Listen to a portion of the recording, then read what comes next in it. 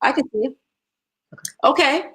Hi, everybody. It's Wendy and Adamaah, and we are on the Sanctuary Radio Show, but we in the flow, as you can see, is 7:45 because we were flowing and we needed a little extra time.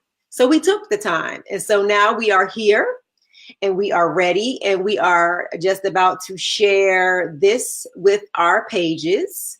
So give us a second so that we can move forward. And then we'll go from there. And so what we're talking about, well, first, and let me put it on the screen. Welcome to spring. This is the official start of spring.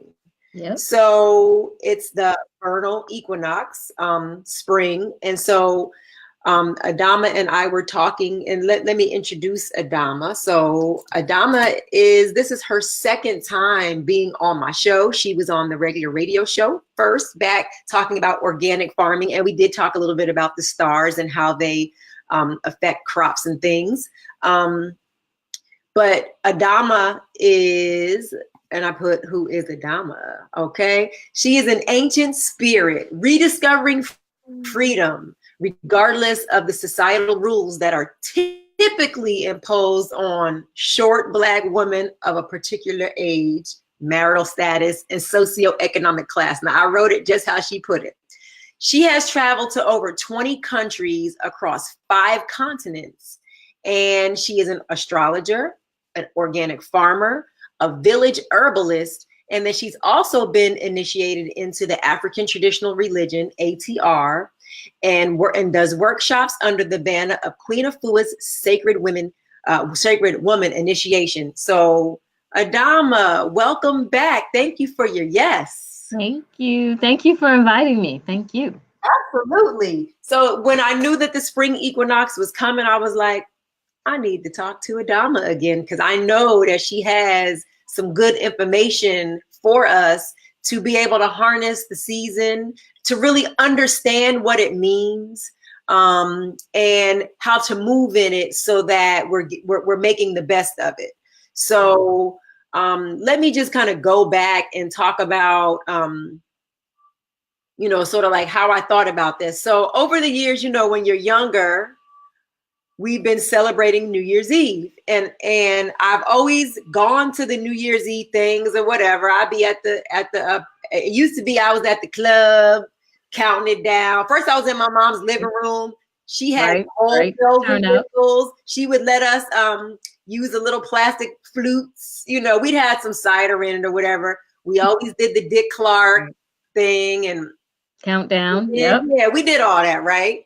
And then as we got older, my sister and I, then we started going to the club or wherever we wanted to go to. And then I started going to church. And then I started just staying at home, right? But every place I was in, honestly, if I was being honest with myself, it never felt like something new was happening. I kind of really did feel like it was just going with the motions, and I was fine with that. Like, I didn't have a problem with that. It's just what it was. But I really, when they would say 5, 4, 3, 2, 1, like I was waiting for this fairy magic dust to come and for me to feel this change and me to feel, something, I don't know. Right. And I didn't.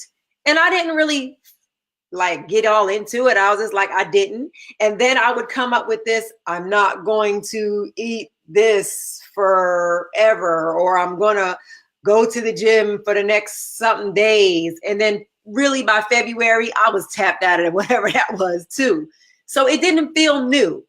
Right. As I started to awaken and heal myself, I realized that New Year's Eve, the New Year's Eve that we know from December 31st going into November 1st is not the natural cycle of the world. It's not the natural cycle of life. It's not even on the natural calendar. It's from the Gregorian calendar. And that's not how the ancestors and the indigenous people, that is not when they celebrated new beginnings, new life, and, the new year. Right. So what was I feeling, Adamaah? Like, what's really good with that? was really good with that. So, man, there are so many angles, you know what I mean, to really move with this, but let's just go with nature first, Okay. Yeah. right? So, the ecliptic, right? The equator, Yes. is right there smack dab in the middle of the, and then we have the Tropic of Cancer and the Tropic of Capricorn. And what that means, I know as a kid in school, I always wondered, like, what does that mean? Right. And You my know what mom I is mean? Cancer. So I was like, does she have cancer? What does that mean? What is that Tropic of Cancer, on the thing, right? And you would look at the globe and be like, well, what does that mean? Tropic of Cancer, Tropic of Capricorn. And that really has to do with when the Earth is tilting backwards and forward, what constellation it hits Okay. when it tilts, right? Okay. So, the equinox, be it spring or fall, is the sun is right at the equator, right? Right. So June 21st is when it's right at the top, right? Mm-hmm. And I believe that's the Tropic of Cancer. I always get them mixed up. I think that's Tropic of Cancer. Because it's June 21st, you're moving into the constellation of Cancer, or you're moving Right. into Cancer season, right? Yeah. And then flip the other way around, December 21st, the shortest day of the year, that's going to be the Tropic of Capricorn, because it's moving from Sagittarius into Capricorn, right? And that's the shortest day of the year. So what happened is there's solstice means sun still. Ah. And And I'm the taking sun is notes because I don't know some of this stuff right. either. So Sun is still. still.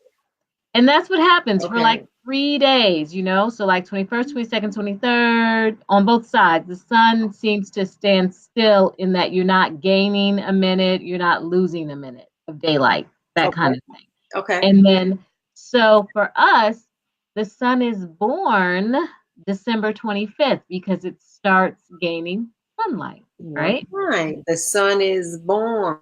Right. Okay. Because we start gaining sun again. So same thing, Mm-hmm. June 24th, 25th, we start losing sunlight. Okay. So let's Mm. come back to the solstices.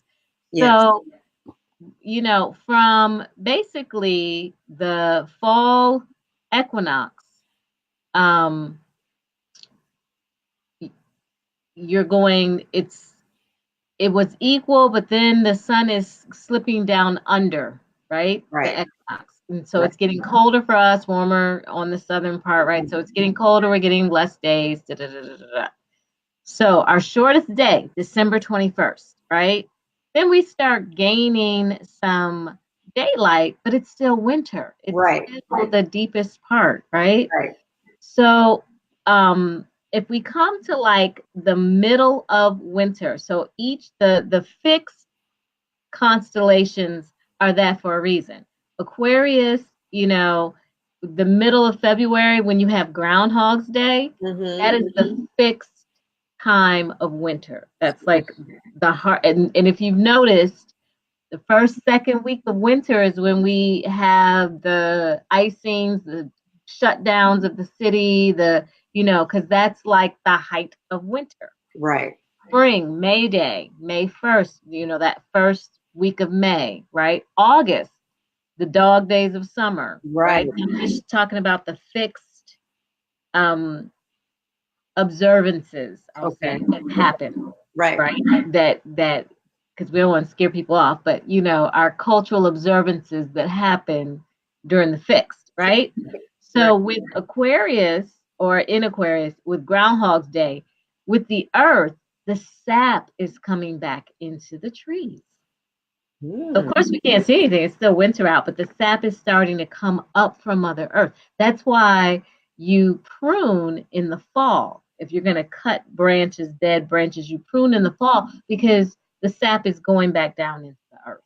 And that's how come I think it's so amazing that, God is what the God of your understanding was so amazing that it's like, okay, the sap has to go back down into the earth because it's time for the earth to rest in the Northern Hemisphere. But I'm going to give y'all a beautiful color show while it's going. So look, you're going to get all these beautiful colors of leaves as the sap leaves, right? Right. Like, that's so cool. It could Right. have just been green, ugly, dead leaves that curl up and fall off and no color at all. I'm like, who thinks to that level of detail? That's so awesome. That's love. Right. Anyway, so you have the sap coming back, you have the sun returning, right? So as soon as we cross over the ecliptic, right, which is that March 20th, 21st, we are now into spring, and we are now getting even longer days. Now remember, from December 25th, we start adding days on. We did. But now that we've gone over the ecliptic, it's spring. And now nature knows it. If you've seen the trees, they all have the buds on them, ready to come forth. There are already some cherry blossoms out, right? Right. It's that time. So let me marry that with traditional Chinese medicine. Okay. The winter is the time to take care of your kidneys and your bladder. Right. That is the season to take care of that, because that is what stores your life. Okay, Jing, not just Qi, Jing, which is like your essence. Like if that dries up, you die. Okay. Right. Qi is like energy that could be bioelectric that just moves through your body, but Jing is like, so you get constitutional Jing that your parents gave you before you came. So if you had parents that had good constitutions, you get good supply Jing. You got like, you rich. Some people, their parents didn't hook them up, they kind of struggle a little bit. But if they take care of their health, maybe they can, build some up in addition to what the parents gave them. Okay. So the kidneys, right, because that's where that stores the essence of, so it's really, and your destiny point is actually your, in that area. I'm just saying. So that's the time that you replenish and renew. So you're supposed to rest. The winter is the time of stillness, reflection, rest. Hibernation. Go in. That's it. And you're doing that so that comes spring forth, because now we're in the season of taking care of our gallbladder and our liver. Right. I just wrote gallbladder and liver because Yep. Yeah, I need some of that. I need some tips for that. So let's keep going. Okay. Well, it's important because let's talk about this. And if people don't, they know, like people who have gallstones and, I'm just saying some actual challenges, or fatty liver, right? So people know the physical manifestations of what those challenges look like. But let's talk about the energetic, angry, frustrated. Gallbladder is the house of decision making. People who have a hard time making decisions, can't make a decision, their gallbladders are weak or need some love, right? So, and so if you're, now let's go back to the kidneys. The kidneys are the foundation of everything because they store the waters of life. If your kidneys didn't have what it needed, and every other organ system, when it needs yin cooling energy, if they didn't got enough of its own, it will hijack it from the kidneys. Right? So that's kind of deep that African Americans suffer with so much renal dis-ease, right? Talk today on my show. We are like the 60% of the kidney donor registration register needing an organ. But can you see now why? I'm just saying, like, if your adrenals are stressed, which sits on the top of the kidneys, it's going to take it. If the livers is like, I'm hot, then it's going to take it from the kidneys. If your lungs, it's going to take it from the kidneys. You see, so every other organ will go to mama kidneys if it doesn't have enough yin, which is mothering energy. Right. Deep. So the winter is really important to rest and renew. We've come out of that. Now we are in fall, when it's time to execute. It's time to execute. Decision making. That's where we are now. So as the spring is rising, so things are, because it's resilience. Okay, this in the spring, it's wood, the wood element. Okay. Because trees, think of bamboo. You know how bamboo, you can bend it over and bend it over, but it doesn't break. It will bounce back. So the liver and the gallbladder, it's wood, it's resilience, being able to be resilient and bounce back and move forward. And so this is the season that we're in. So this is the season that you take care of your liver and your gallbladder. You build it up.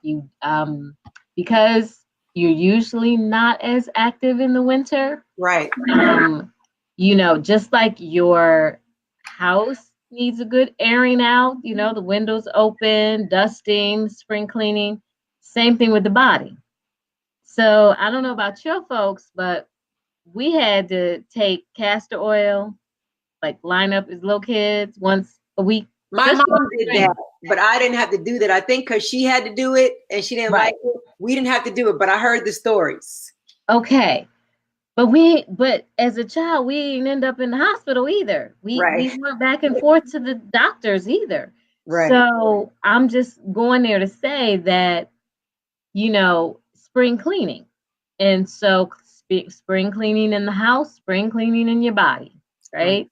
And so there are herbs, and I know you are a holistic health practitioner. There are some specific herbs that support the liver and the gallbladder.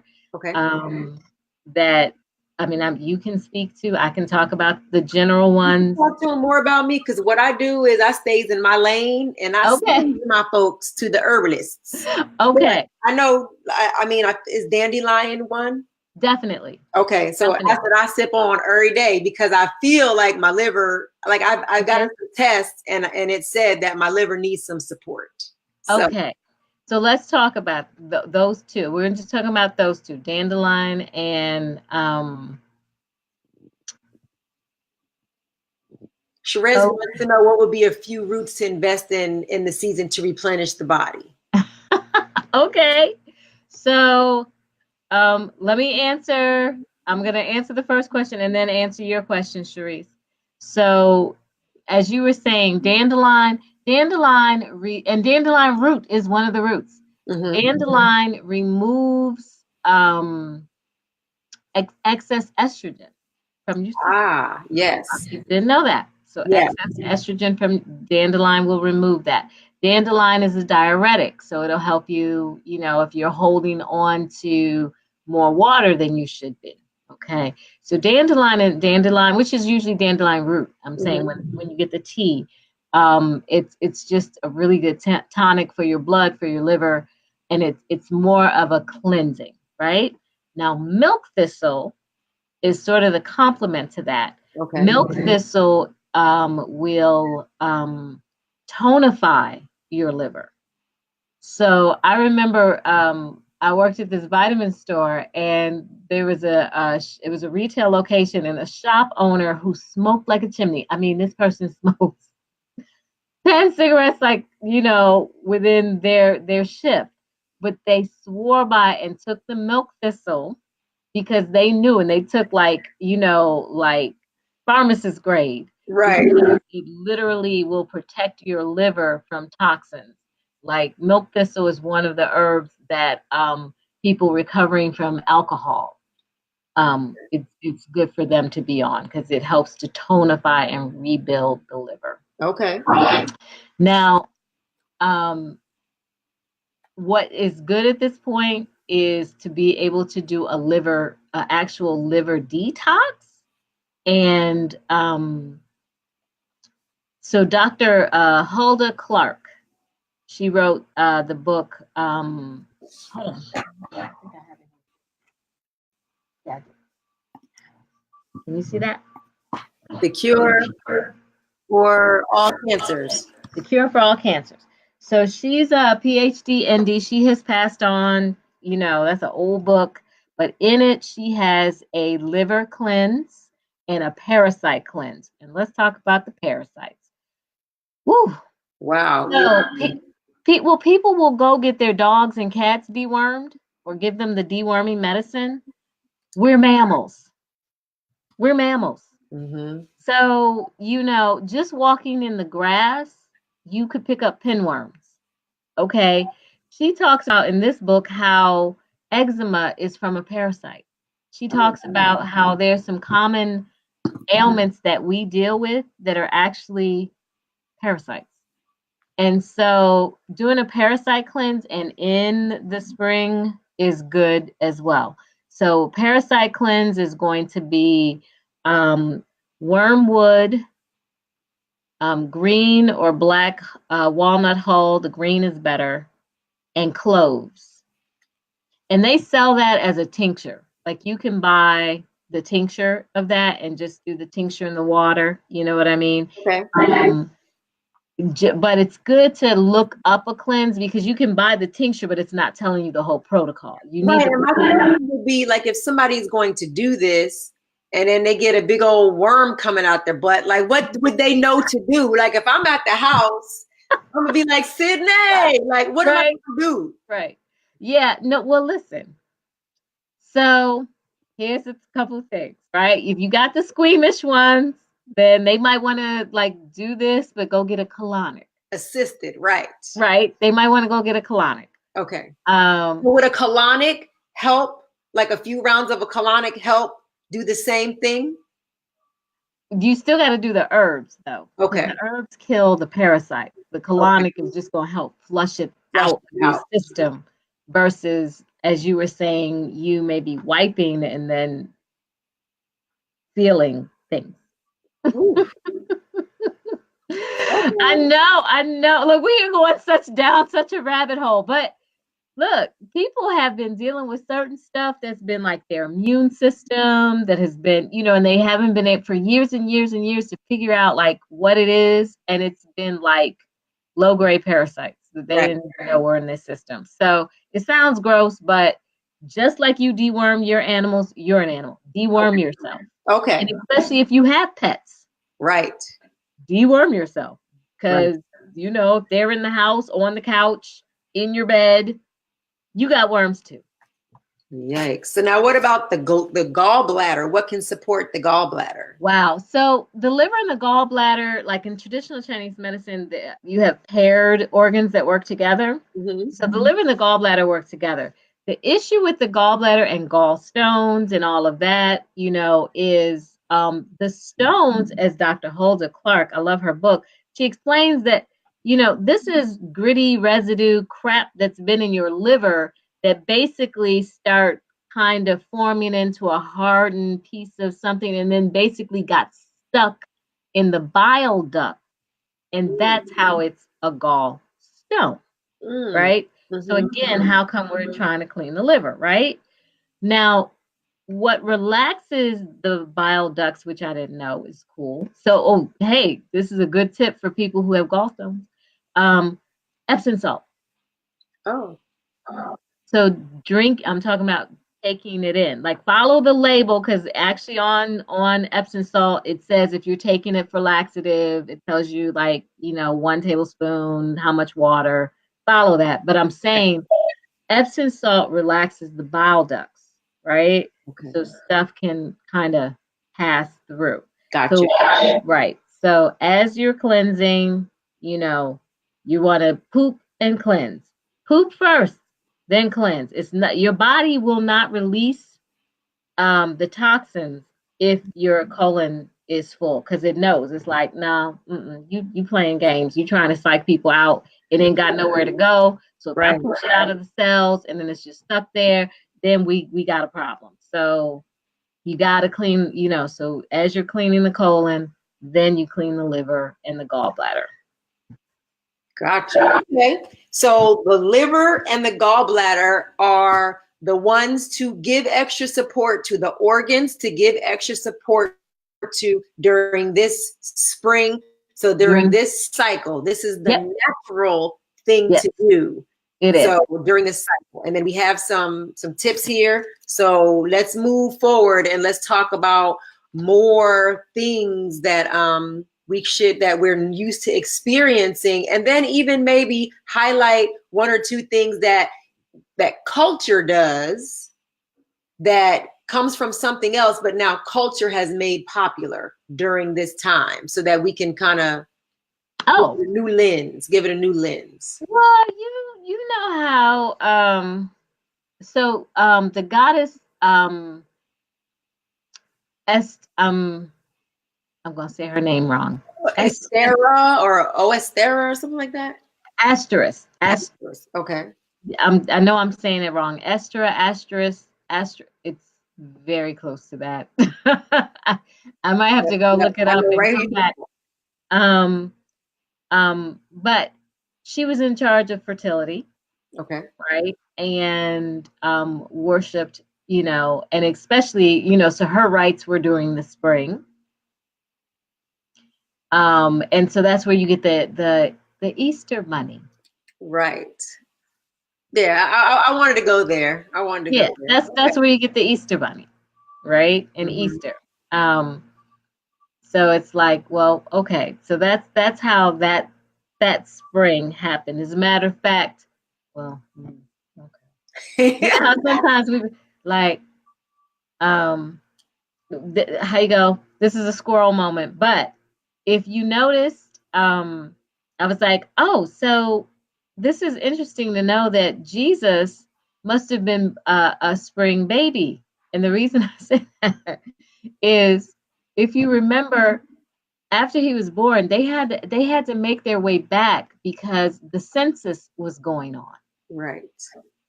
And in the Hebrew culture at that time, that happened in the spring. In the spring. Okay. So if you remember, Joseph was trying to get back because they had to get back for the census to be counted in his father's house. Yep. Mm-hmm. So I was like, okay, the real birthday. Right. So let's see. What else? So, I mean, big culture celebrates Easter and basically the Catholic Church said we're going to co-opt this Christian religion. And so we've got to tie many of our rituals to some of the things that the pagans are already doing, and we will just then be able to, assimilate it up into our rituals and keep it moving. Okay. And so I'll leave it like that. Happens with everything. Happens with everything. Happens with everything. Yeah. So I saw this really cool meme today, and it said, "Welcome to spring. It's time to reset, renew, and rebirth." Yeah. And then I'm thinking about them little Easter eggs and little baby chicks and, those types of things that we have in the media. Because, like, I'm guilty, but when I was younger, it's been years, but I love that Cadbury egg. So when that little thing was going, I knew, I was like, yes, my time is coming. I'm about to get me one of them eggs because it had like the fake yolk in the middle. I remember those because she knows I loved those back in the day. And I saw the commercial yesterday. Right. And I was like, All right. Well, the candy industry was like, I got you. Yeah. Candy industry is lethal. Like, okay, right? That Mother's Day. Like, they're like, let's just keep it moving down the line. As a matter of fact, I think the only time they don't have candy, right, is what, June, July, August? Probably. I think yeah, you know what I mean. So anyway, so May Day. With the maypole. With the maypole, right? With the ribbons and you go up and down. Okay, what's the significance there? We did that in Girl Scouts. So what right? Was well, that's a spring rite. And if you did it in Girl Scouts, so you kind of missed half of it. And what I mean by that is the boys would be on the out and the girls would be on the in. And as they wove the pole. They wove the pole. Yep. The masculine and feminine going around the pole. Mm-hmm. Basically raising that Kundalini energy.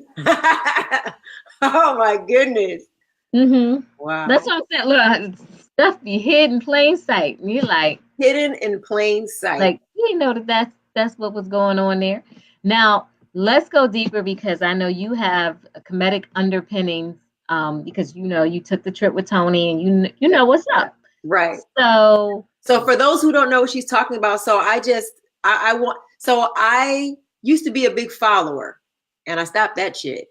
And I started to think on my own, but I needed to be able to study it on my own. I could hear what people were saying all day long, but I wanted to study it on my own. So then I started to get attracted to a teacher named Anthony Browder. And then I read a lot of his books and some of the books of the master teachers that came before him, that he kind of stays in that vein.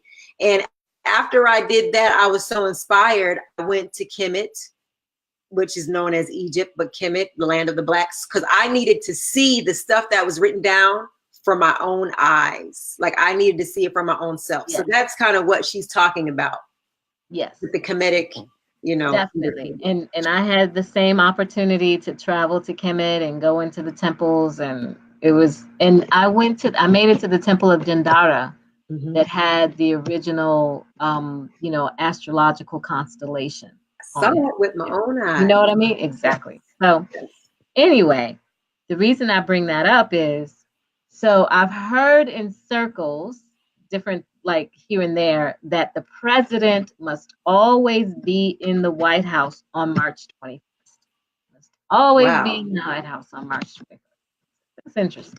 Then I thought about it. So he's at portal's open. Huh? I said that portal's open.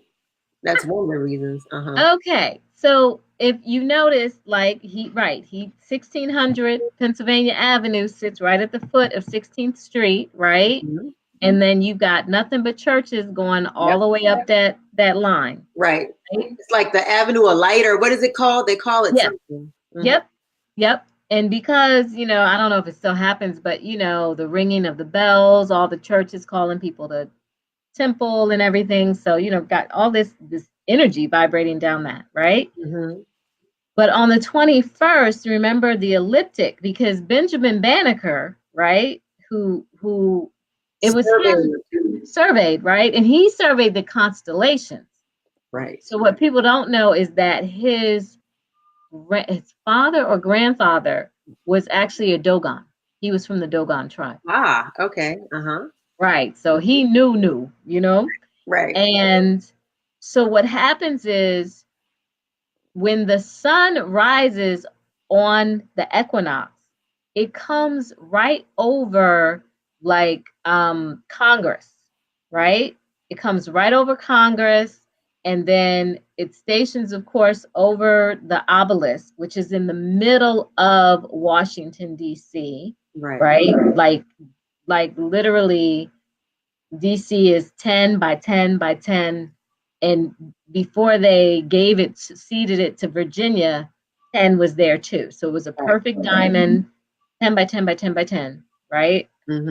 Diamond. And in the middle of that is the obelisk. And so the sun coming over and hitting right at that, the obelisk is an energy generator. So, and it draws down too. It's a point. So I'm just saying all of that was laid out to pull in certain energy and send. And so that's just to piggyback. It's I can hear myself in the back again, which is driving me nuts, but we know it's Mercury retrograde. So Adamaah and I were on here before messing around trying to get Mercury retrograde to give us a little grace. And but the Tekken, so it's like if you see the Tekkenu that people have on there, if you go past certain grave sites, you'll see the obelisk, the Tekken, that long pencil. So the Washington Monument, the Temple to Asar, really. You'll see that because they know that that's the energy, and that's where they put their person's spirit, because they know that the energy, it never dies. So that's kind of like what. Right. And even to that point, when it started to sink below 555, that's when they closed it and redid it to make sure that it stays at 555. Right. In the District of Columbia, the flag, if you remember, it's 3 pentacles.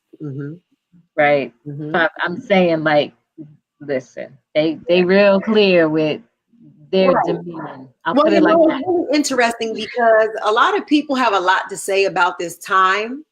And so it's not really to scare you or to be like or all esoteric. It's just to give you another lens to think about, like just more information that you may have been told before to think about. When I was learning new information, I was like, yo, they got this on lock. There are communities and there are people who are in power who this is what they do. They know how to do these rituals. Exactly. They know how to harness this energy. They are very aware and clear on when on the calendar to be ready to do these things. Because everything is about energy. Everything is about energy. Everything is about energy. And I'm first to be repping my people and repping Africa or whatever. But I also know that energy and the universe and the universal principles don't care about color. They care about energy and what you're putting out. So and what your frequency is. What frequency are you holding? And they know how to keep their frequency high to continue to get new things. And they know how to make communities vibrate low. Bad food, bad water. You said it. Food deserts. Wi-Fi. They know how to keep certain people vibrating. Music. They know how to do that to certain communities to keep them vibrating low, to keep attracting that same frequency, So, yeah. You said it. And so even to that end, when there are gatherings, big, large gatherings, right? I'm like, who's convening it? Yep. What they really trying to get out of it? What they do. Right. And some stuff I'm like, no, I'm there. That's it. And some stuff I'm like, my spirit's like, no, you leave that one alone. I'm like, okay. So anyway, we can leave that alone. But we're in spring. Right. So just like the shoot is springing up, it's time for us to spring up. It's time for us to execute steamed foods. So steamed rice, steamed vegetables, steamed is what you want to eat. So why steam versus sauteed or raw? I know, right? Everybody's on this raw thing. Well, here's the thing. So in the winter, I'm going to go back. In the winter, it's mostly soups. Watering. Warming and watering. Okay. Yep. Lots of water, lots of nourishing. Yep. Now, what happens in the spring, mostly when you go out in the morning? What do you see happening to the lawn? Oh, it's dewy. The dew is doing what? What is it doing through the day? Drying up. It's evaporating. Yeah. It's rising. Right. So eating foods, when you're eating foods that have been steamed, that steam rises up through to cook the food. Okay. Taking notes. Right. And so, quick preview, we ain't staying there. Summer is raw. Okay. Because then it's hot outside, right? Your digestive juices should be able to break down raw food. The more you cook a food, the more it's broken down. Mm-hmm. When it's raw, your digestive juices have really got to be working. Right. To break it down. So, and it's warm outside. Eating raw food, a lot of raw food in the winter is really not the move unless you live in a warm climate. And if you're a raw person, don't come for me.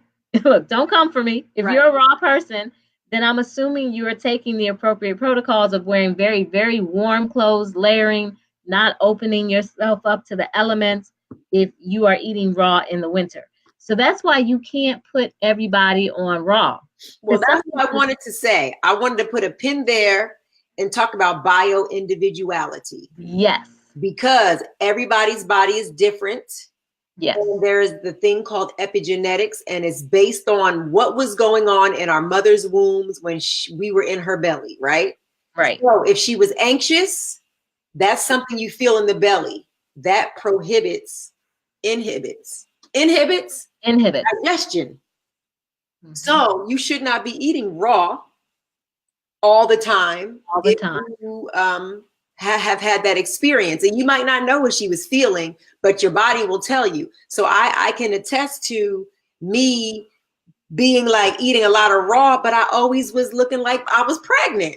And I'm always like, what is the deal with, you know, people always said, they always say, eat a big salad. So here I am eating the big salads for years and years. And then when I went to Kemet, we went to a herb shop, and, you know, the herbalist, he touched me and whatever. He was like, your digestion is poor. Mm-hmm. He could tell, but I always knew that my digestion was poor because from a very young age, I always had a stomach ache after eating foods. So not to go down that rabbit hole, but just to say, I was gonna say that's late summer. yeah. So just be careful when you hear, your body will tell you what it likes. And so your body will tell you what it likes. And so just knowing that the natural cycle of things is what would normally happen, but then also knowing that we have new situations that are going on in the world, in the food chain, in the way that we manage stress or don't. And so that has also changed. We are still evolved like we were back however long it was, but there are new things that have come into our modern world that we're not used to, that has changed the way that our body moves. And that's part of epigenetics, turning on and off signals, hormones, and things in a way that has never happened in history before.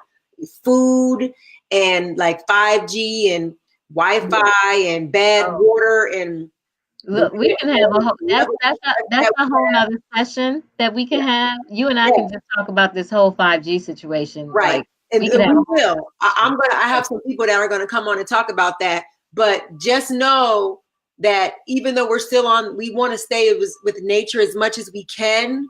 Just know that everybody's body is different. So if you're doing, like everybody said, eat all the raw vegetables. I was doing that and my body was getting jacked up. So I had to adjust. Right. And so there you go. The queen has spoken. So to that, no, really, to that end, so people can eat. We're not saying don't eat raw. You can eat some raw. We're just saying the season is steaming, the predominant. So have steamed vegetables, steamed rice. Yep. Predominant. Still eat your cooked food. Still eat also, food, you know, still eat all your other foods. But we're just saying this is the season. You get into more raw because you're going to eat your fruits, right? Your luscious fruits in the summer. In the morning. You know, in the morning and in the summer when it's hot out. Because those are cooling, right? Those are cooling. You want to be cool. Now we want the moisture to rise. Everything is rising now, right? The earth, things are rising, you know, the plants are coming up, the sap is coming up, everything is rising now. So we want to continue to have that in our circles. Love it. Okay. So you said that another topic we could discuss was like how to nurture yourself, like nourishing yourself using the soil. Well, this is just, you know, basic. Well, let's back up. So everything has a microbiome, as scientists are finding out. We have a microbiome, you know, the soil has a microbiome, and compost, when people are composting, that's what they're doing. They're feeding the microbiome. Gotcha. Because it's the microbiome that is able to break down the macronutrients in the soil for the plants to be able to uptake. Okay. Nourish, right? So the more, you know, microbiome, the better your microbiome is, you know, the stronger it is, the more it's able to break down the nutrients and your plants are able to be stronger and thrive. Okay. And we have microbiome inside of us, right? So with the soil, they've already done studies that working in the soil helps with depression, working in the soil. So it's where I'm coming from with this now is we are children of the earth. Yes. I'm talking about those that come from people who were master farmers, okay, in their lineage. Okay, it was interrupted with the theft and capture of our folks, and then the forced mandated labor of our folks for their skill set. So an example, I tested my DNA, Sierra Leone, the Temne people. The Sierra Leoneans are some of the best rice farmers. So they brought them to the Gullah Geechee area and used them to use their technology, their mind power, their brain power to farm that way. So that's kind of like what she's talking about. Exactly. I did shout out definitely to African ancestry. I did mine. I am Wolof from Senegal. Okay. So, right, exactly. So up there, it's the peanut, it's cotton. That's what grows in that area. So, and because people need to know, that's on my mother's line. Okay. And the Sierra Leonean is on my dad's mom's line. The dad's mom's line. Ah. The maternal line. Yep. Your dad's maternal maternal line. Yep. Okay.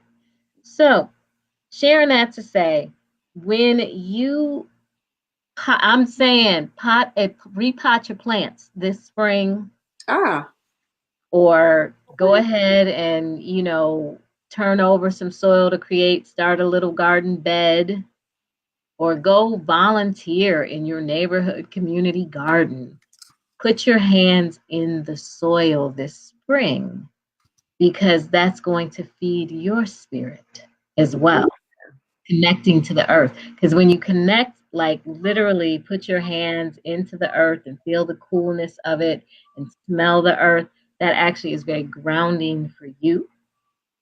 And that will help you also, in a sense, energetically prepare yourself for the growing season. Well, that's beautiful. I have all these plants in here that I need to do something with. So you have just inspired me to repot and to really do something with the soil. It's my first year of a whole year of 7 to 8 plants in here. So I feel like a grown-up. You grown, you adulting. Yes. Yes, you have to. So that was the other thing that I wanted to say. You cannot fool Mother Nature, right? Right. Sometimes, you wonder, okay, how come I can't plant certain stuff in the fall? It won't grow, or it comes up stunted. Because the plants know, because they can feel the sunlight. As we go into the fall, we lose sunlight. So the plants are like, this ain't my time to grow. What are you doing? Right. So come spring, hey, Sharon. So come spring, as the sun comes up, the plants in your house know. They start growing again. They're like, oh, hibernation's over. Okay. So it's time to bump them up a step.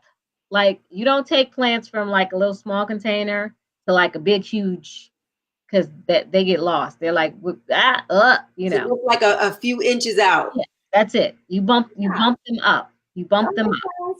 So as you bump them up to their next house, and then the sun is getting longer and longer days, and you fertilize, right? Because they go into hibernation in the fall. They stop, they slow their growth because they know the sunlight's going down. So you don't fertilize in the winter. You water, but you don't really have to fertilize.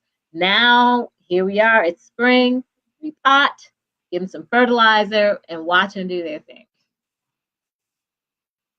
So how does that relate to what us as human beings can be doing? I know we spring clean, or we're told to spring clean.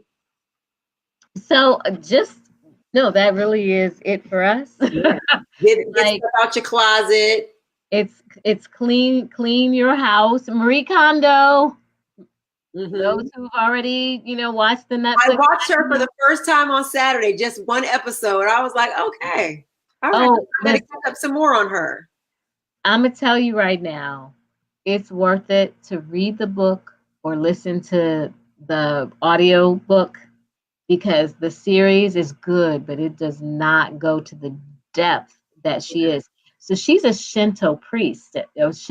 She maintained a shrine for like 5 years. Oh, wow. So she goes more into the book of what it means to be mindful and grateful of things, and the spirit of the house. And, so she goes into more of the spiritual foundation of why she does certain things the way she does it in the book. So you're one of those people that you would enjoy the book. The book brings home why you should do it, right? But back to the regular scheduled channel. We all should be dusting out, cleaning. So we're cleaning our bodies. I'm saying, yes, it's the time to do a cleanse. Right now, it's a good time to do a cleanse, even if it's just a 3-day, abstain from fried foods, white processed flour, sugar, even 3 days of just eat right and act right is something. The system will thank you for that. Right. So, to be so that the liver can actually. Whew. Now, there are some people who they really are challenged with fatty liver. They're really challenged with gallstones. I would invite you to go see a naturopathic doctor. It's spring. This is the season to work on your liver and your gallbladder. This is the season to work on that system. Okay. And they all build on each other. So if you rested during the winter and you've got a reserve, right? You got some reserve because you rested. Now it's spring and you implement your plans of what you're going to get out there and start planting in the ground and planting in your life, like you said, in the spring. Yeah. So start planting. I want to accomplish this. I want to accomplish this. I want to accomplish that. So that come summer, which is actually the heart and small intestine, we're not going to get deep, but the heart is joy. And so if your kidneys and your liver, those two really are longevity. If they got challenges, you got challenges. Okay, being here, right? But if those two are good, right, and the liver anchors the heart. Excuse me. So if the liver is balanced, then the heart is able to just settle and be at peace. So you want to take care of your liver, right? So that your heart's not, constantly being just, and you feel in some kind of way. Right. All the time. Yeah. Like that's what they say, like people who are addicted to alcohol, they have those angry livers, but they're probably drinking the alcohol because their heart is not feeling, set. Right. So it's symbiotic, you know what I mean? Like it's all connected. So I'm saying that when the liver is angry, the heart can't settle. Yeah. So, it's dealing with that. So I see my girl Monique from Red Bank, New Jersey in the house. She's asking about a suggestion on a detox cleanse. So we'll put that in the box because she gave some earlier on some herbs and things to take. So that's at the beginning of the thing. So Monique, I would suggest going back and listening to the beginning of it. And then I would also, if you can, maybe look into a wellness doctor who could support you, especially if you're new with it, because there are so many things out there and it's hard to move through all the marketing and all the packaging and everything that's green. It says healthy and it says just do this for 7 days and then you will have hemmed your whole self up.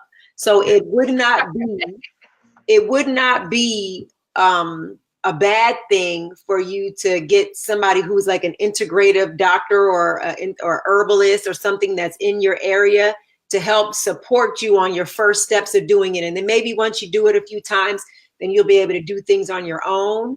But it can be a lot and it can be overwhelming. And if you really want to do it, you don't want to be so overwhelmed and then just like the analysis paralysis, because you're just looking at so many different options and everybody says 100% money back guarantee. And then, you've depleted yourself, because it didn't go the way, and everything is not for everybody because we have bio individuality. So that's my suggestion. But Adamaah did give some good things to consider in the beginning-ish of the video. So do the playback to save yourself some time, right? Yes. Okay, so let's talk about, we got a few more minutes. Astrology. We have not talked about any astrology. Yes, so astrology. Let's talk about that. It's Libra. Is it Libra? Is No, Earth, ma'am. okay, wait a minute. I'm Opposite thinking side. You mean, oh, wait, you mean for the full moon? the full moon, right? Because you said, so we're talking, so it is the spring equinox, and then it is now in addition to a full moon, which is the moon in Libra, right? Right. So here we go. Yes. So so I am talking through Western or tropical astrology. Okay. So real astrology is different. That measures, it's closer to the astronomical phenomena, which is shows more of where the planets are. So that's going to be a little different than tropical or Western astrology, but I still find that Western still works. So we're going to move with that. I'm just so people know. Give a framework. So new moon means the moon and the sun are in the same place. Full moon means the moon is all the way on the opposite side. And that's why it's full, because the sun is reflecting the full light, or I should say the moon is reflecting the full light of the sun. So remember, the sun, right, is moving into Aries. So what's across from Aries? Libra. Right. Right? So that's what's happening. So we've got an equinox happening, and then you've got Aries. So the sun is moving into Aries, and Aries is again, it's the symbol is the ram. So that's the first sign of the new year, right? Yes. And in astrology, Aries begins it does. Right. Yeah. So you got Aries, and Aries deals with the pioneer, the individual. Aries deals with, I am, it's me. Like, I'm gonna make it happen. It's me, that ram to push it through, make it happen. Wow. Okay. Aries. Across from it on the other side is Libra. Libra is all about harmony, balance, justice, balance. So it's you and your other half. Yeah. Okay. So that's where the full moon is, right? So you've got Aries, and then you've got the full moon over there in Libra. So pretty much, I mean, the moon moves really quickly. The moon moves within 2.5 to 3 days through one astrological sign. That's why it's the moon. It's the mama. It's got to see about everybody. It's got to get, so in 1 month or 28 days, it gets through all 12 constellations. Okay. So that's why we have a new moon and a full moon once each month. That's right. Right. Okay. That's it. So with that being said, you've got the full moon. Full moons are about culminations. They're about bringing things to a head. They're about bringing it all to a head. And the other thing I have to mention, a lot of people don't understand, is so Aries, Cancer, Libra, and Capricorn are all cardinal signs. Cardinal means it pops off quickly. Okay. Okay, so it's quick energy, and it's cardinal. It's beginning. You see? Okay. Then you've got Taurus, Leo, Scorpio, and Aquarius. Those are fixed signs. And if you remember, I said before, they hold the center of a season. The middle of winter, right? They hold the season. And so then Gemini, Virgo, Sagittarius, and Pisces are mutable. And mutable means things are ending and beginning at the same time. Okay. And so if you look at each of those, that's when you have the equinoxes and the solstices. Okay. You have the beginnings and the endings of the seasons. Okay. And so I looked at where planets were. I used tomorrow because I knew we were going to be here. So starting at 7 a.m. tomorrow on the 21st. And usually spring starts either the 20th or the 21st. Just depends on the year. Okay. Right? So I used an ephemeris. That's what astrologers use to look up planets and things and where they are in the cosmos. And so 7 a.m. tomorrow, I used that. I used that one. you've got 10 planets in cardinal signs. I'm sorry, no, mutable. 10 immutable. Okay. No, that was wrong. No. 10 in cardinal, 8 immutable, 5 in fixed. So what does that mean? Yeah, I'm about to say, like the so 10 and 10. So go back and look at that. 10 and, what do we say cardinal was? Oh, the names of the signs? No, but cardinal, that energy. That cardinal is, it's beginning a season and ending a season. It's always changing. It's mutable. Okay. Right? Whereas, remember the other ones, the fixed ones are fixed. Right. Those are the stubborn one, because I'm a Scorpio, so I remembered that one. Right, but fixed. Like Right. we stand on our square. If we say we're gonna do something, we do something. We hold the middle. Mm-hmm. Okay. Mm-hmm. It's usually no, we are usually angry at the mutable ones because they're like this. Flip flopping. Yeah, okay. That's how we see it. Mm-hmm. Right. But they're mutable. Okay, look, they're mutable. And whereas the cardinal, if you saw, the cardinal is like they herald a change and it's quick. It's like, right? Right. So if you saw, the majority of the stuff is changing and it's quickly changing. If you see where the planets are. So I say that to say, so people understand in the next week, they should feel it. 7 to 10 days, stuff is going to be like, like, right. Like that change came like, what? Right. And folks who said they was going to do one thing, now they over here, and and that's just the energy right now. Right. So that's the energy. So when you know what the energy of the season is, you can flow a little bit differently. Exactly. So we know it's Mercury retrograde, and so we know that communication, things are slowed down. Communication is one of the things. There's lots of things, but communication is one. So you got to be careful how you're talking and what you're talking to people about, how you're sending emails, and just trying to be as clear as you can. Or if you can, you just don't do anything at all with it. So like last year, the Mercury, and I was at an event with Adamaah, and she was like, just hold your communication for this period of time in the summertime. And I was trying to launch my website, and I had this date, and I was so hyped. But when she said, don't do it, and she didn't tell me, Wendy, don't do it. She suggested to us, the group that was there, about the things that the energy, the characteristics that the season brought. And one was a disruption in communication. And I was like, I would be a fool to launch this website at that time. Then, like a few years ago, I just happened to be in the emergency room on a full moon. They had me on a cot in the middle of the hallway forever.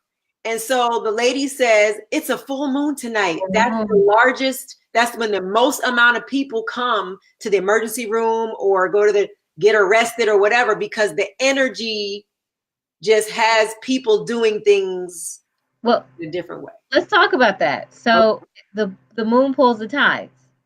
Right. Right? We're 70% water.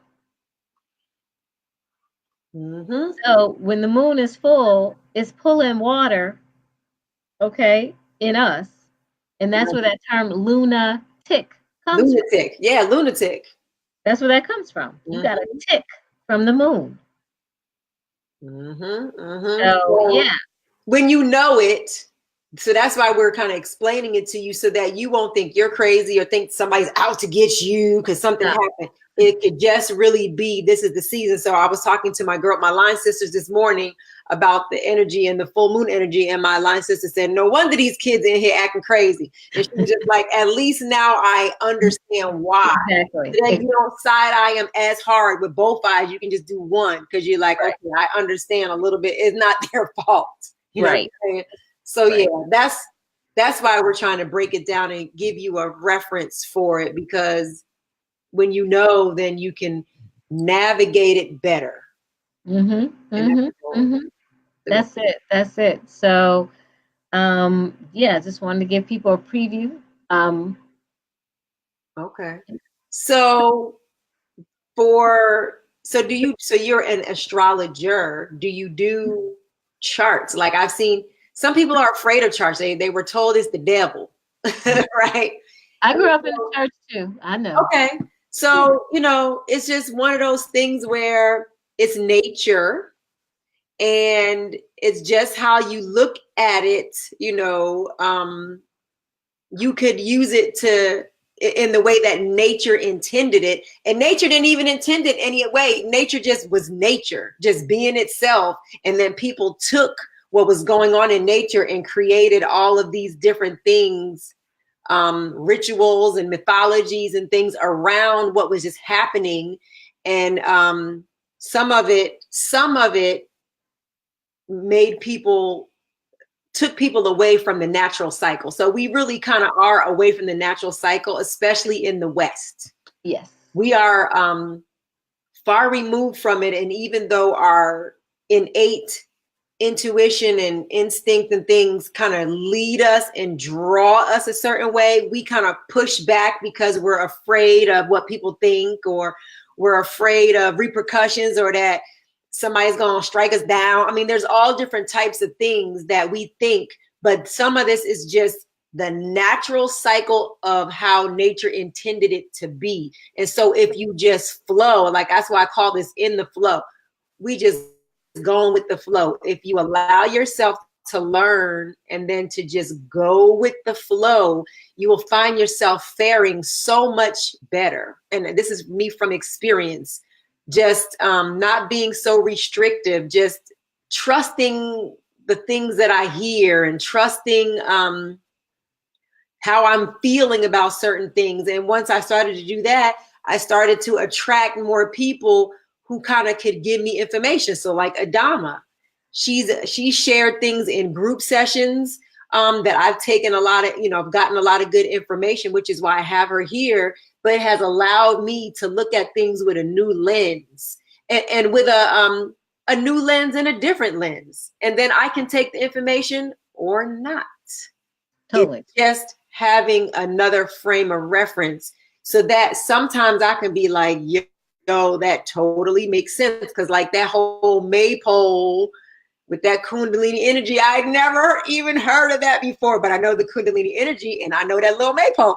Never put it together. So it's another way that she's helped me to see things. So charts and those things, for people who are interested, I put your Instagram up, but what does that mean? And what can you offer people who might be interested in learning more in a private setting? Okay. So when you're born, when you come into the world, the time that you are born, the planets were in a certain alignment. They were just, the planets were in the heavens, and as they always are, and they were from the earth.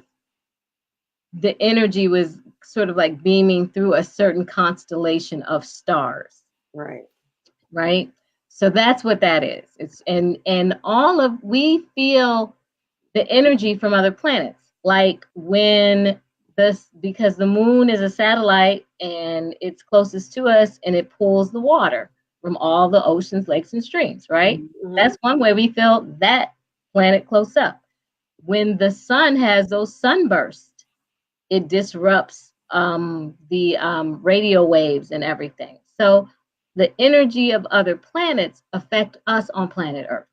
Okay. Mm-hmm. And we are made of everything that is in the world, so in the universe. So we feel those shifts in energy.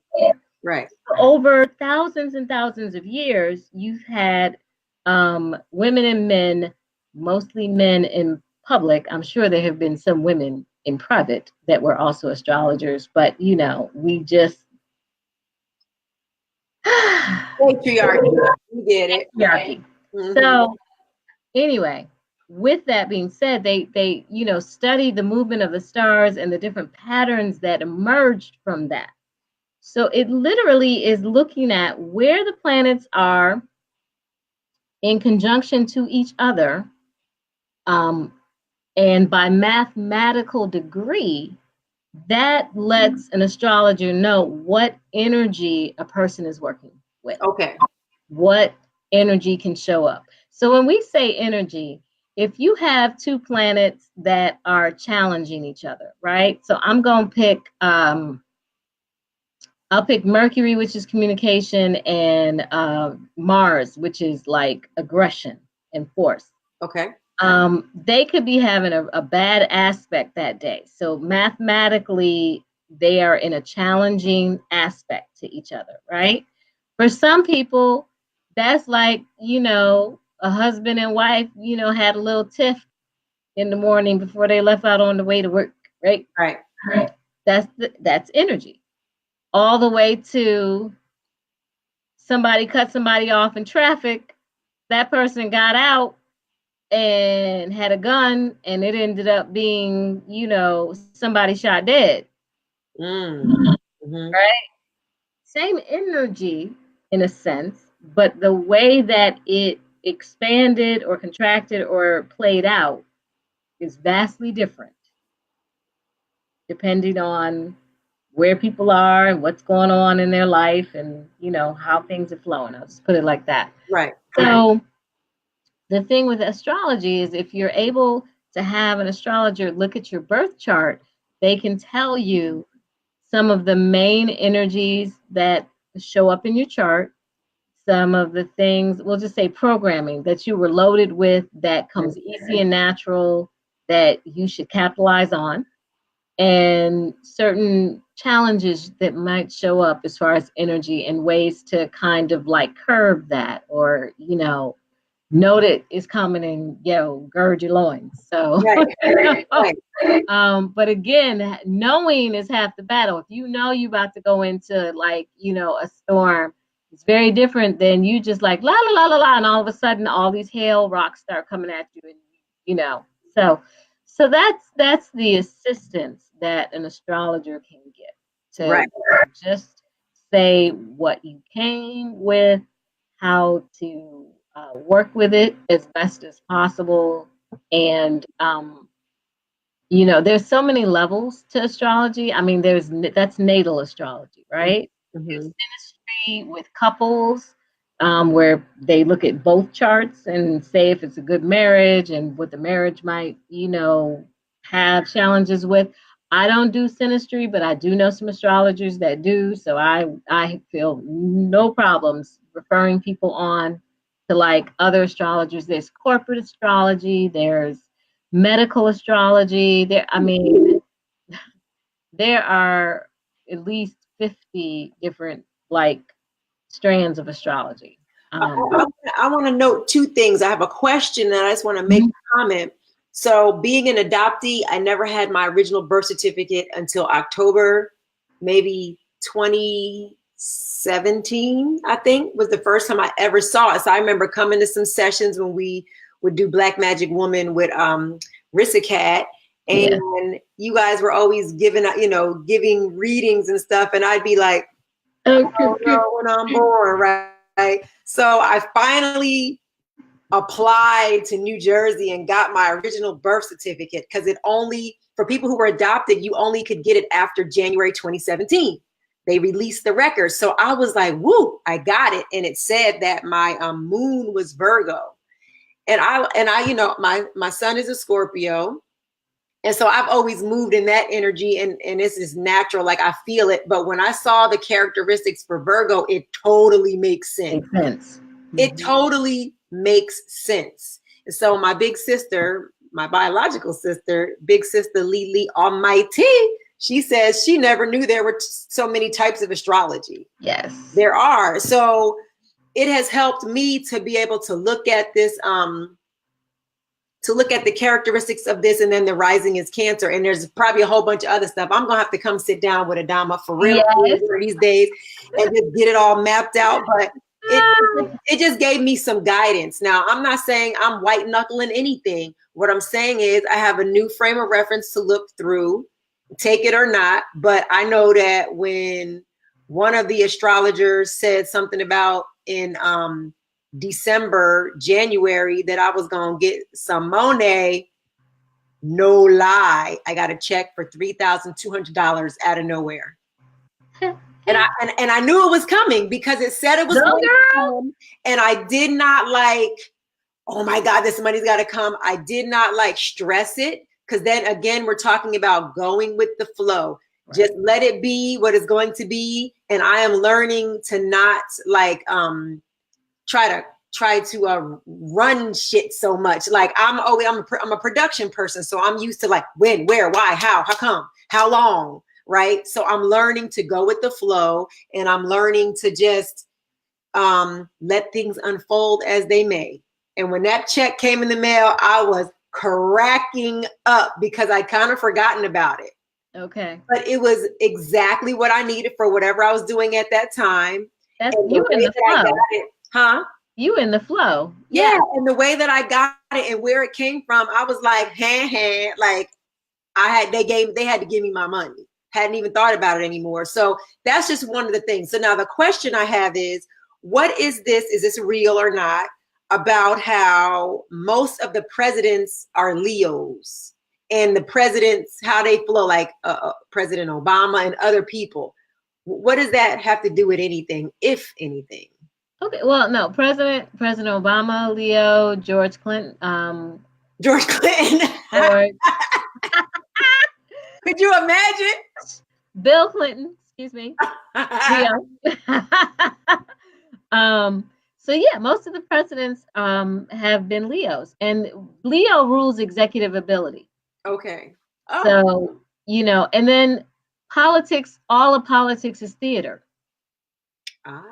Think about it. Yeah. Showmanship, Mm-hmm. So that's going to attract that, because the Leo is like, see me. Yes. See me. That was my dad. My dad's birthday was the same day as President Obama's, and he would walk in the spot and be like, I'm here. Right. Like, see me. Right. I'm here. Right. Right. And so it's look, now before people think I'm talking about Leos, I have a Leo rising, but it's a late Leo rising. So that's a whole other conversation. It reads it's late in Leo. So energetically, it reads like a Virgo. Gotcha. Which I was like, okay, that makes more sense. Right. But I be feeling that inner Leo. Like an example of that would be if somebody like does something that's like very displeasing, that offends my honor. Yeah. It's more, you can hurt my feelings, and that Pisces moon, my feelings will be hurt, but I get over it, right? But if you offend my honor, right, I'm like, off with your head. Wow. That's where my mind goes. The queen has spoken to the right. Off with your heads, right? So I mean, I'm like, yeah, that Leo thing is real. And that Scorpio thing is real because I got the little for somebody to like. I try to get you before you get me, so I'm trying to mature in that and not be that way. And I'm doing so much better. But I remember just being in my middle years and just being on guard all the time with that energy of just Scorpio, just ready for the attack. Okay, so Scorpio, but you know what I love about Scorpios? First of all, y'all hold your people down. If you got a Scorpio in your corner, you good. They bring in the Vaseline, But right, hair cornroll, they ready. Knuckle ring. They ready, right? Okay, I love that about Scorpio. But Scorpio, but a Scorpio are not really about surface too much. Scorpios investigate. They want to go underground and find the deep stuff. So I love that too. I'm just saying. So yes. My girl Jay. Hey Jay. Hey Jay. So all right, let's do a quick recap and then let's talk about the Black Love Experience, where if you want to get a reading, besides just contacting Adamaah on your own, you can holler at her at the Black Love Experience. So Spring Equinox is today. It happened at 5:58. So what does that mean? Like, who put a timer on that? What does that mean, 5:58 p.m.? Now, remember, we're talking about natural phenomena versus astrology versus other things, right? So that the sun, just measuring the sun, equal day sunrise, equal day sunset was today, and it hit the eastern seaboard, and it hit our latitude at Mhm. that time. Okay. Okay, because you got different longitudes and different latitudes. So it hit our longitude and latitude at that time. Okay. So, and then this is the more natural New Year. So it's not the December 31st.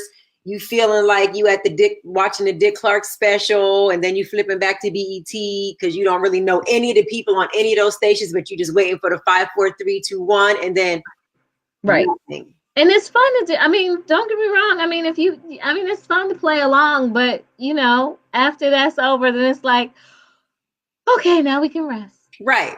Right. Now, if you want to turn up, then I'm gonna say, oh, well, if you want to turn up, then I would get on a plane and go to Brazil. Bahia is yeah. Right? For the Yemen Ya Festival, where they dress in white and make offerings to the ocean at the New Year. Mm-hmm. But it's summer there, so go turn it up. But if you're in the Northern Hemisphere, go sit down. Maybe that's my 2020. Okay. Hey. Okay. So, and then the organs to really support are the gallbladder and the liver. That's right. And just for Monique, for the liver is, it's anger, and the gallbladder is decision making. I'm just going on my notes. And then dandelion root helps. Milk thistle helps to tonify. A good detox helps as well. And then as Adamaah shared with us the book, The Cure for All Cancers by Huldah Clark, there's some information in there that could be useful. And I'm just going quick and dirty. You can go back and listen to it if you need to. Yeah. And just some rituals that we know that have become more modern are like Easter, May Day, and eating steamed foods are better for us during this cycle. And there are also every season has the foods that you should eat. And so I'm going to put a little shameless plug in here. I do a goddess supermarket tour, and I help guide families through the supermarket, showing them how to get away from the marketing traps. That's one, but then also talking about eating locally, 50 miles a radius within where you're from, and knowing who your farmer is, knowing who your, even who your grocer is, knowing where these things come from and how they're raised, and then the fruit and vegetables to eat. Some stuff is not in season. So if you see it in season in a modern society like we live in, you can get anything at any time, but do you really want to do that? Right. So there are things, depending on where you live, there are certain fruits and vegetables that are good for the mid-Atlantic of the US during January, February, March, April, May, like all the seasons. So it's always good to Google them, take a screenshot on your phone, and then when you go to the store or you go to the farmer's market or wherever you go, you pick those things because they're raised locally, and then you can ask questions. They haven't been shipped and frozen 27 times from wherever.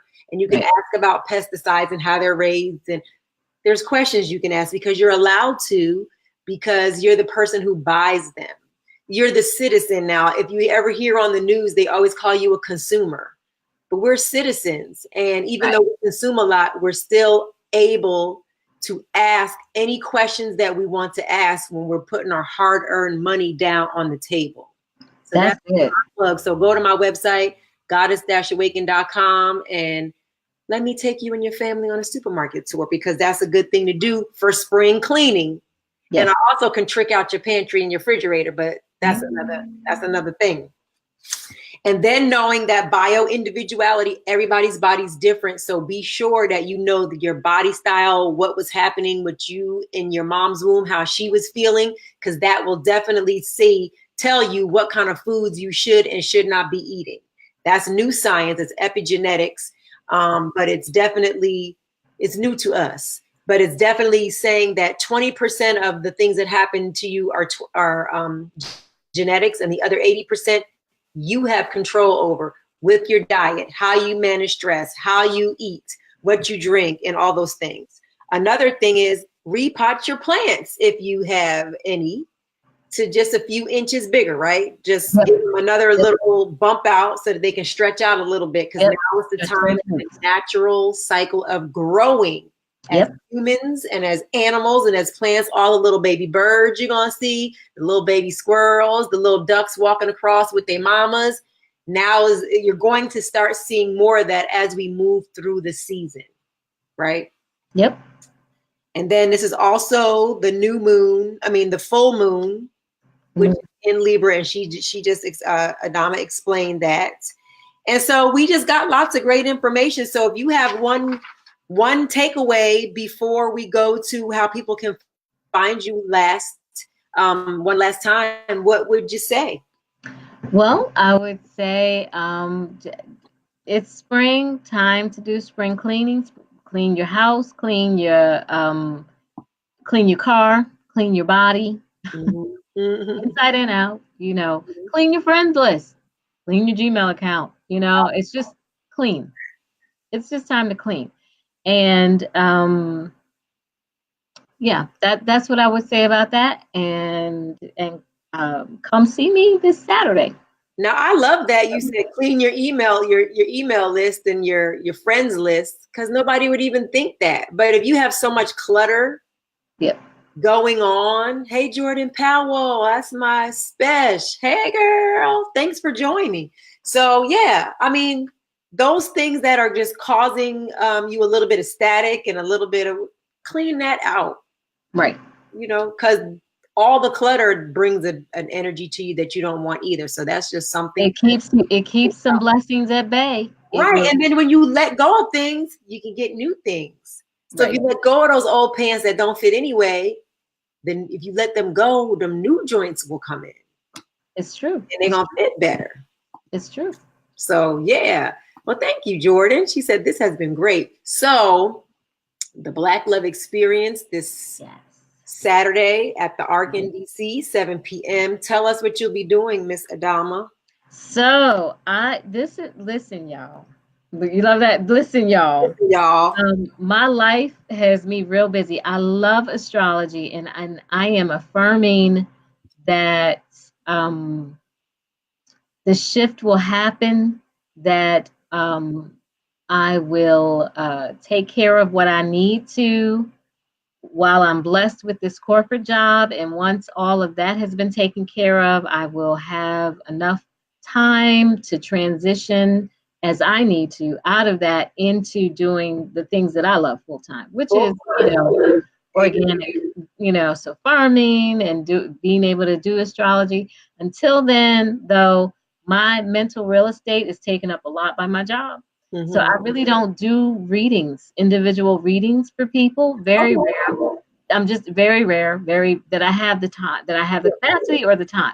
Right. So actually, I will be doing like 20-minute solar readings for people. So that means I'm doing solar usually because people, if they don't know what their rising and their moon, so I can't, get all into that in 20 minutes. If they know it, then I can definitely go a little deeper. But if they don't, so I'm at least doing their sun. Where their sun is, I'm able to say what's going to happen for you in like 20 minutes over the next year. So there are going to be readings. There's going to be a healer's tent. There's going to be a numerologist. Nicole, I know her. Her work is dope. She's going to be in there. I'm going to be in there as an astrologer. There's going to be a tarot card reader. There's going to be masseuse. There's going to be Reiki. Just the healer's tent is going to have all the healing going on. So you can actually come and get a session. That's amazing. Well, I'm going to be there, and I'm going to put my name on the list to get because now I know all my stuff. You know all your stuff. Now I feel like a part now. I feel like I can do something now. You know what I mean? So thank you so much for sharing all your wisdom. Certainly. Thank you all for joining us. If you liked it, thank you for all the good energy that you put out. Please share it. Please share, subscribe to the Goddess page here. I'm going to download this on YouTube. Please subscribe over there. So the In the Flow, the Sanctuary In the Flow is just that.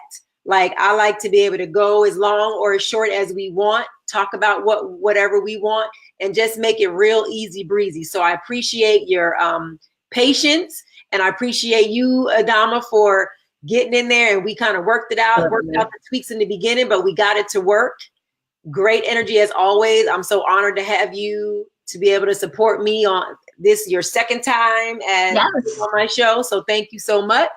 Thank you. If you all have any questions, put them in the box, and you know, I'll try to answer them, or I'll send them to Adamaah.